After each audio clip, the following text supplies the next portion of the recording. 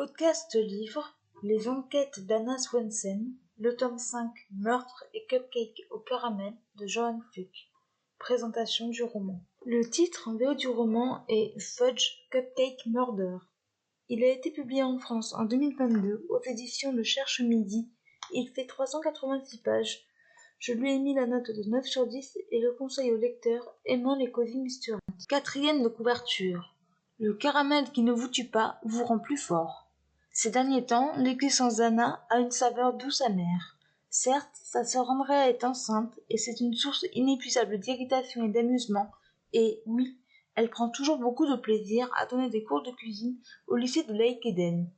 Mais sa vie sentimentale, elle, reste compliquée. Norman le dentiste ou Mike le gentil flic, son cœur balance. Quand soudain, un nouveau meurtre. On retrouve derrière le lycée le corps du vieux shérif Grant, avec, sur ses vêtements, les traces d'un des fameux cupcakes au caramel d'Anna. Quitte à se mêler, comme elle sait si bien le faire, de ce qui ne la regarde pas, notre héroïne se met en tête de chercher le coupable.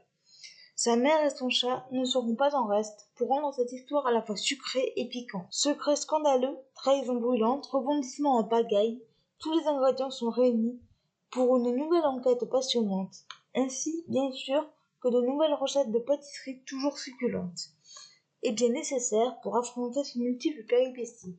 Bref, une tuerie. Ce que j'ai pensé de ce roman. J'ai poursuivi cette saga que je trouve parfaite pour la période estivale.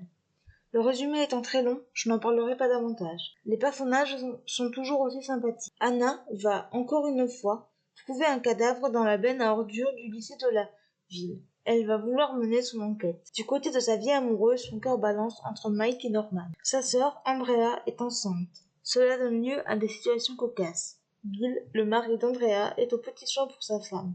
Il en fait même un peu trop. Norman et Mike ont chacun des caractères différents et veulent tous les deux ravir le cœur de l'héroïne. J'ai préféré Mike, même s'il peut être rabat-joie. Norman, passionné de photos, a son importance dans l'intrigue. La mère d'Anna est moins présente dans ce tome que dans les précédents, mais elle est toujours aussi agaçante. Les autres protagonistes ont leur rôle à jouer dans l'intrigue, notamment le shérif. L'intrigue est agréable et gourmande. J'aime l'ambiance de cette petite ville des États-Unis. Les chapitres sont ponctués de recettes de pâtisserie. L'écriture de Johann Fluck est addictive. Nous avons envie de continuer la lecture. La fin clôt très bien le récit. Il y a eu quelques longueurs. En bref, une très bonne suite. Extrait du livre. Dolores m'a dit que dans l'Angleterre du XIXe siècle, les veuves portaient le grand deuil pendant au moins 1 an avant de pouvoir passer au demi-deuil, c'est-à-dire s'habiller en gris ou en bleu lavant. Les points forts de ce roman, les personnages, l'écriture, l'intrigue, les recettes et la fin. Les points faibles de ce roman, les petites longueurs. Voilà, c'en est tout pour ce podcast, j'espère qu'il vous aura plu. N'hésitez pas à me donner votre avis et vos commentaires sur YouTube, à vous abonner à la chaîne, et je vous retrouve très bientôt pour un nouveau podcast. Ciao!